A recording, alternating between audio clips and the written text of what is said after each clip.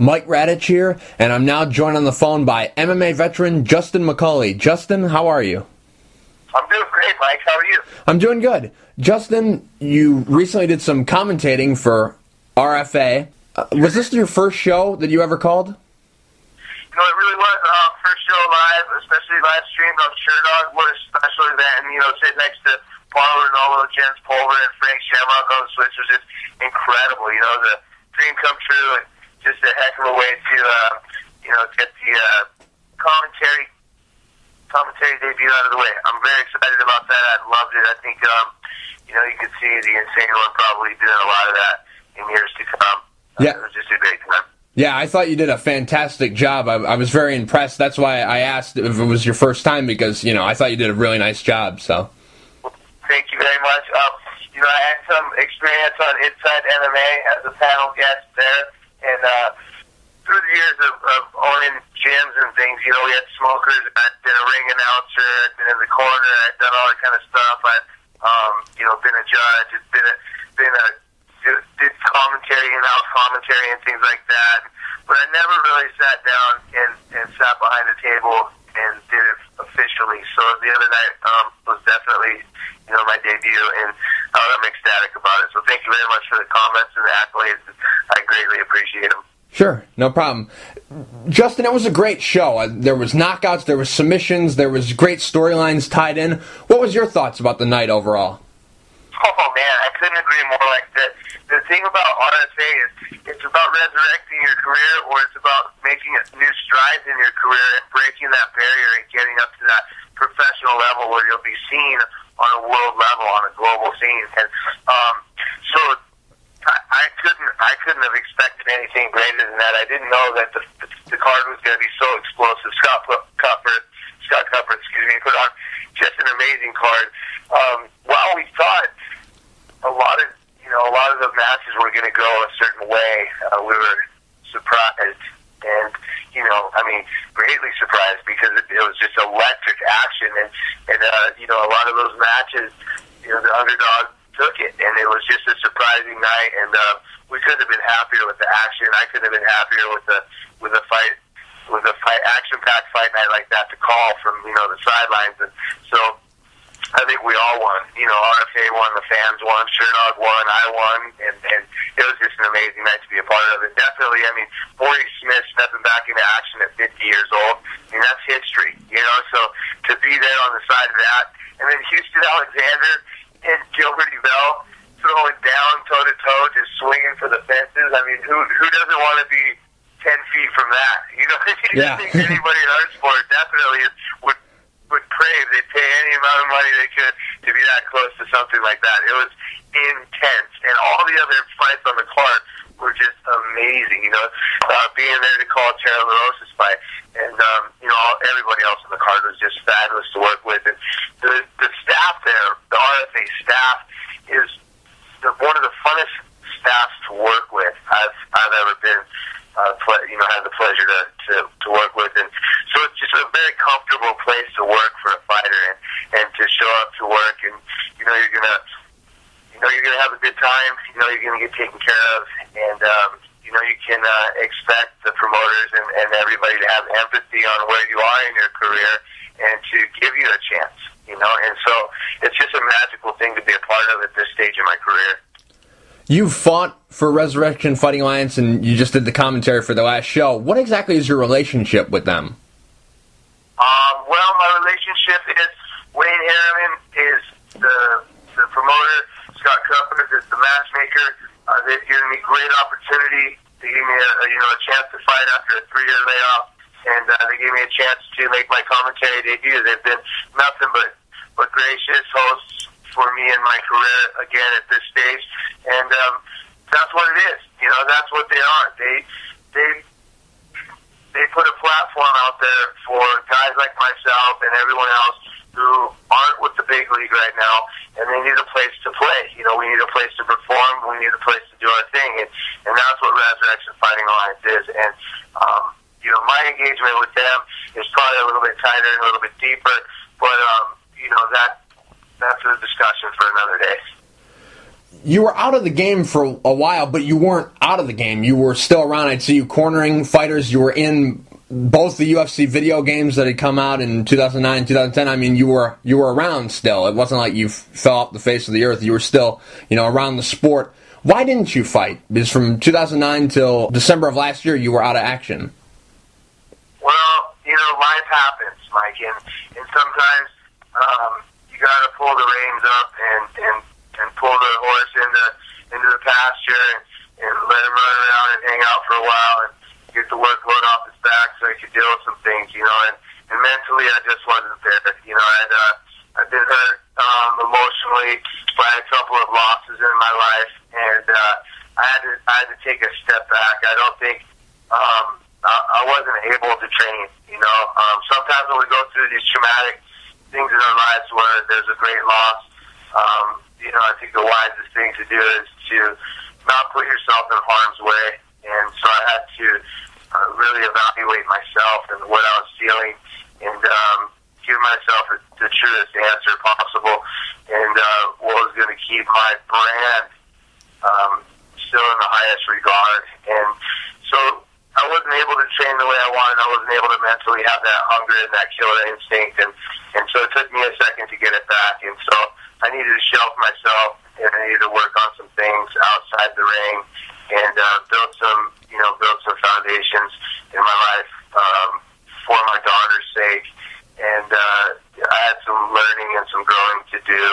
Again, it was away from the ring, and nothing that I could have done inside the ring could have helped me out in that situation. So, I had to take a step back. And unfortunately, it did hurt me. I wasn't able to compete, and I sort of shelved myself there for a second. But like you said, I was lucky enough to have what I had done make enough of a ripple that I was, considered to be on the next video games and kept around and kept in the loop by coaching, with a lot of my good friends and teammates who were gracious enough to have me in their camps and listen to me, and we had great success. And so that was another part of my life that, and a part of this game that I really truly got to develop and I really truly love is the coaching aspect. And I think that's something that many of us are going to do, after we're able to compete as coach. So to be able to, be behind BJ Penn and Kendall Grove and some great names was amazing, and so my time there was just as valuable, I think, as anything I could have learned inside the ring at that time. I think I learned more outside the ring. So it was a blessing in disguise, and I appreciate that question, and it's a question I get often. And some people understand it, some people don't understand it. Some people look at me like, "What are you talking about? You're just speaking in metaphors. What the fuck do you mean?" But excuse my language, but what I mean is life happens, and I lost a good friend, and a couple good friends, right in the same amount of time, and it was tough to deal with, and so I had to pull my bootstraps up and come back stronger, and that's what I did, a few years later with the right opportunity. It wasn't for lack of trying.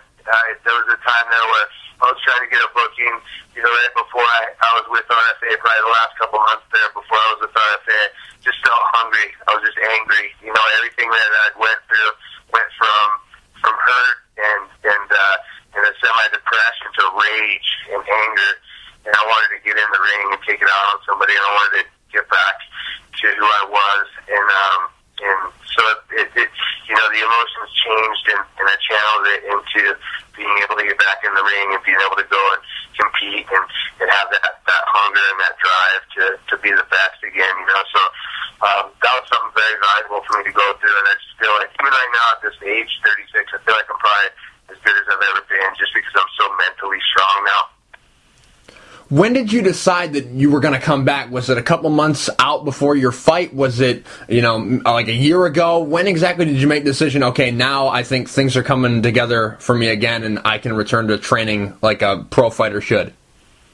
Well, my brother had a comeback fight, and he won, and I was sitting there, and I cornered him for it, and I was pretty, I don't know, I was thinking while I was sitting there, like, hey, I want to play too, like, put me in the game, coach. Where's my turn? And so I think that was a big inspiration. And so once I was sitting on the sidelines and watching my big brother, who's older than me by 3.5 years, get out there and get it done. I figured there's no excuse for me not to get out there and get it done. So once again, followed in big brother's footsteps and went back into the ring and got it done. Well, when you made your return at RFA 1, you fought Justin Gizzard. How much ring rust was there? Or did you not feel it at all? What was going on in that first fight back? You know, I didn't really feel it, Mike. I felt like $1 million. I felt like I trained properly. Jake Ellenberger and everybody, you know, down at Rain, Mark Munoz and Jay Silva and some tough guys over there helped me out, you know, and they gave me some love. Satoshi Ishii on some good training partners right before that fight. So yeah, I just like when I was down there working with those guys after a 3-year layoff and just hanging and you know feeling like I was just like riding a bike. I just jumped right back in the mix. I felt really good, and it didn't really feel like there was much ring rust there. But again, you know, when you're in a sparring environment, you're not so sure. You can't really gauge it. So I had to get into the ring and find out. Justin was a good test. I definitely felt the lungs burning, you know, and that's something you feel right before that first adrenaline dump, when you get that first adrenaline dump in the ring, and it's so scary because your legs go out from under you and you don't know how much you have, and you're just hanging on by dear, you know, for dear life, just hanging on by a thread. And so, you know, I kind of felt that a little bit, and then I wanted to get Justin out of there. I thought Grizzard, when he exploded with those punches and kicks, you know, when I gave him those small opportunities in there, I felt his power, and I didn't want to play with him. You know, I wanted to get him out of there. I definitely felt great, but I felt like if I sat in there a little bit and traded, you know, maybe I would have looked a little rusty, and I didn't want to play any games, so I just wanted to go in there and get him out of there. But, you know, again, I didn't think I was in there long enough to feel any ring rust, and that was kind of the plan, too, was to kind of attack and try to get him out of there as quick as possible. Were you just happy to be back, and the win was kind of like the cherry on top of the sundae? What exactly was your feeling after the fight? Was it, had you not done so well in that fight and lost, you would have kind of been, you know, really disappointed, or were you just happy to be back in there? You know, we probably would not be having this conversation right now, because I probably would have drowned myself. Put no bathtub after that, before I lost that fight. No, but on a serious note, yeah, no, it felt really good to be back in there. It just felt like, hey, I'm here and competing no matter what happens. Even if I get laid out here right now, I get to jump up in here and show my heart, you know, and that's what it's all about. It's about giving your heart. It's about showing the best face, you know, on that day. You know, you might not win, your head might not be raised, but if you go out there and make yourself proud, make your family name proud, and put your best foot forward and show a good, you know, warrior spirit, that's really what it's all about. So, and you're right, the hand being raised at the end of it was definitely icing on the cake. It was absolutely the cherry on top. I couldn't have asked for anything more on a comeback fight, you know, to beat a tough guy like Justin Grizzard in, you know, just a few minutes and, you know, have your hand raised. It's everything you want out of a comeback. You know, it's that kind of a Rocky story where, you know, you come back and, you know, do you have it still or not? You know, are you going to go in there and get iced, or are you going to go in there and do well? And, you know, the story was I went in there and did well. So the story continues, and we'll see how far it goes. You know, that's the thing. It's, you get on these campaigns, and you don't fall off until somebody knocks you off. You know, and so you can go as long as you can go. And so I want to see how far I can go. You know, right now, I want to find out the truth before it's all gone, before it's all pulled away. There is no opportunity anymore, and age takes it from me. I want to see how far I can make it. When you won the fight, were you kind of like, hey, I don't really know how to celebrate anymore? Because, I mean, you've been out of the sport or not competing for 3 years, and then the last time you had fought, you didn't win the fight. Or you kind of like, you know, I don't know how to celebrate this. You know, I got to remember that, right? In a way, I guess you could say something like that. But it was more like you never forget how to celebrate. You never forget how good that win feels. That win is what keeps us driving and coming back. That's what it makes us addicted, you know. The hard work, that's what the glory is, you know, getting in that gym and sweating and breathing and crying with your teammates and your coaches and all that stuff, but getting in the ring and getting that done, I mean, that's really where the party lies. And so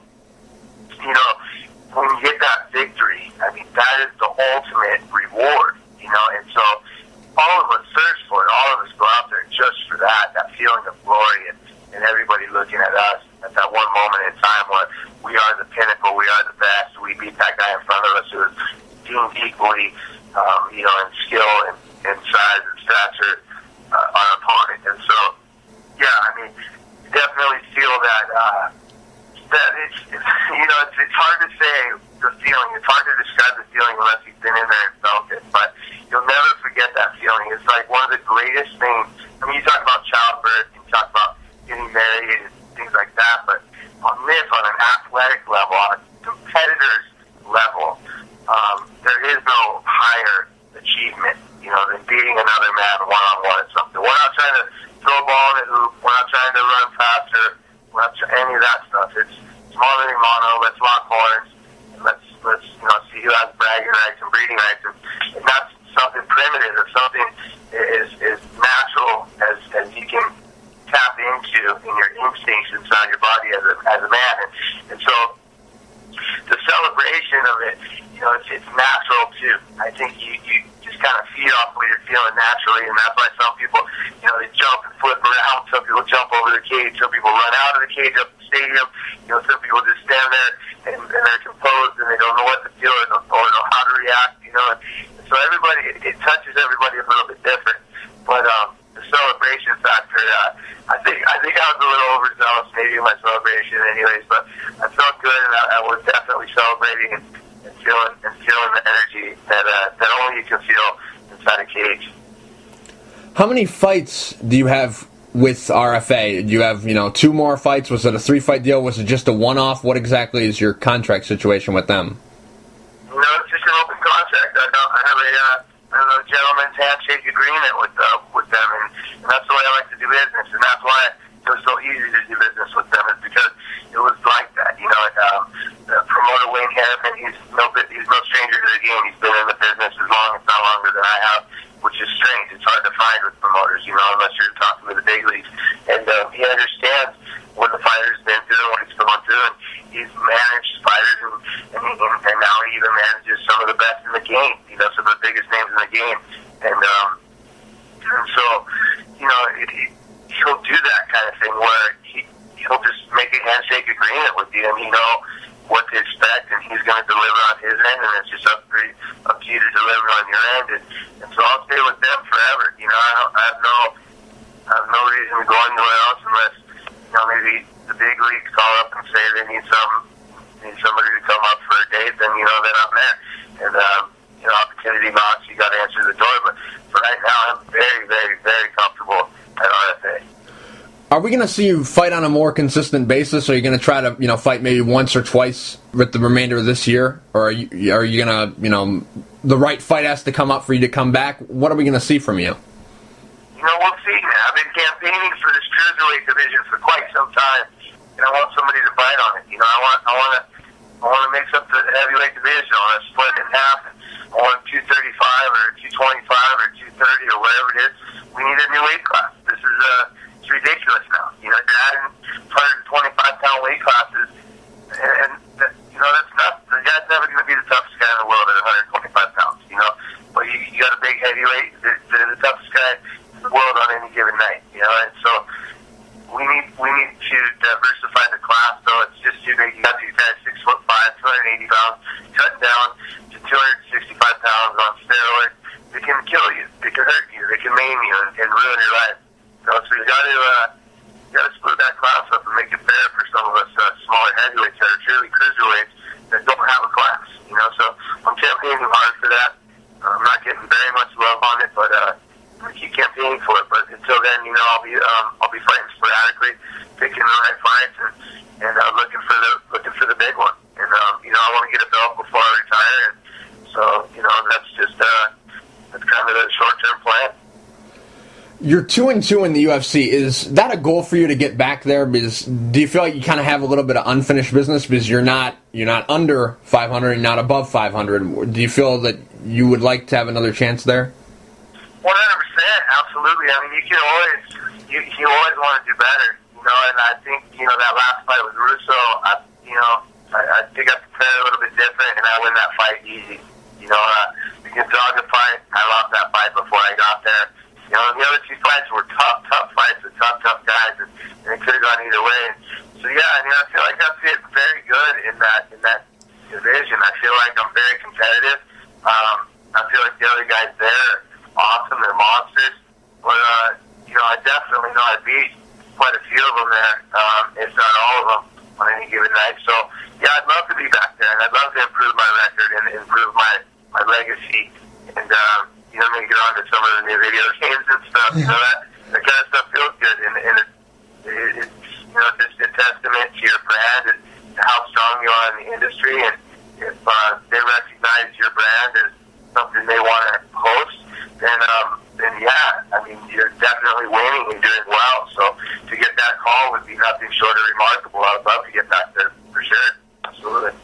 Justin, I've always wondered, how did you get your nickname? Because I used to play, like we mentioned, those UFC video games, with my friends, and I'd play as you a couple times, and they'd always ask me, why is he the insane one? And I was like, I don't know. So now, how did you get that nickname?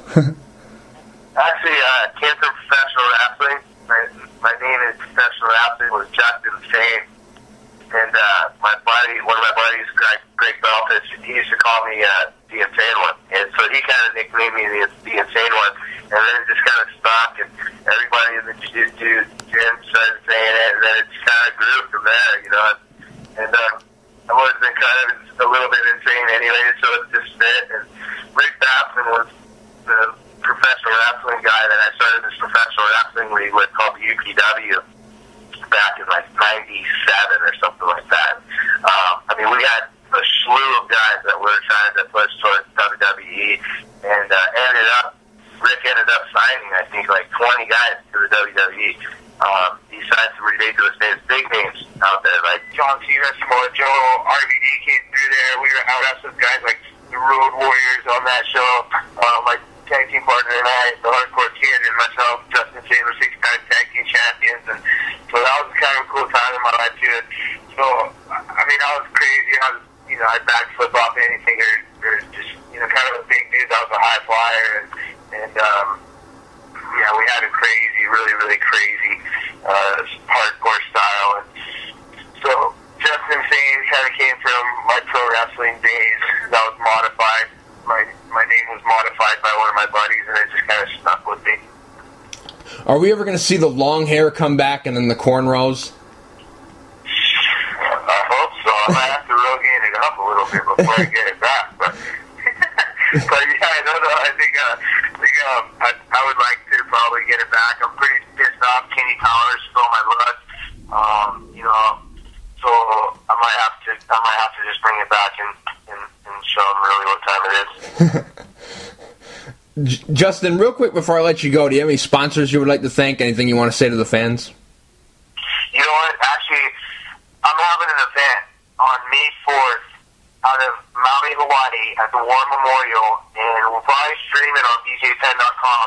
And it's just awesome. We're putting together this amateur league, and the problem in Maui specifically, or in Hawaii, or in small states in general in the United States, or even around the globe, small countries and small towns and things like that, is kids don't have an opportunity to compete. Like, if they want to train in mixed martial arts, it's great, but where do they really go? So there's no chance for them to compete. And so what we're doing is we're going to give them an opportunity to do that. We're going to create a league where they can compete like 4 times a year just in Maui, and then hopefully we're going to do different shows along with the Pens and JD Penn, build up regionals and do state championships in Hawaii between all the different islands. And so it's just a powerful thing, and this is kind of our inaugural show to start that off. And we have 4 big bouts on the card. Lolo Mahe, who's a Strike Force veteran, is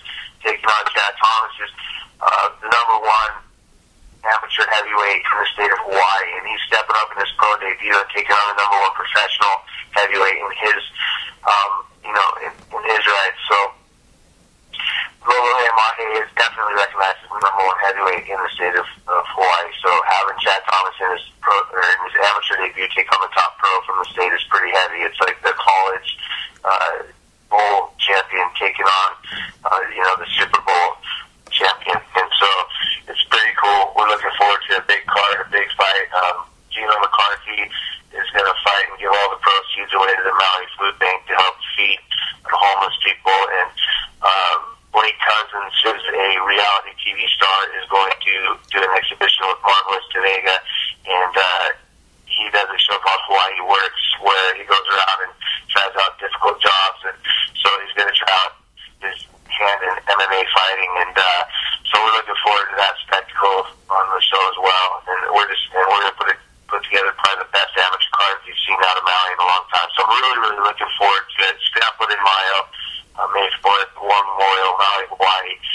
Get there if you can. Come to Hawaii, come to Maui, have a vacation, surf, golf, just fights, or just check it out on PJ10.com. And that's that, man. And all the other sponsors, MagnaFlow, KCOM, Ruka, LA Boxing, PJ10.com, everybody for staying loyal to the clock, baby. I love the team. We got a good thing going on right now, and with this promotion, it looks like we're going to be able to help some kids out, and so I'm just ecstatic to be where I am right now. RFA, thank you so much for all the opportunities and all the love in creating a league for all of us to shine in one more time. So that's that. Mike Radich, thank you so much. Appreciate it. It's been a great interview, and word up. We'll talk soon. Justin, thank you for taking the time to talk. I really appreciate it.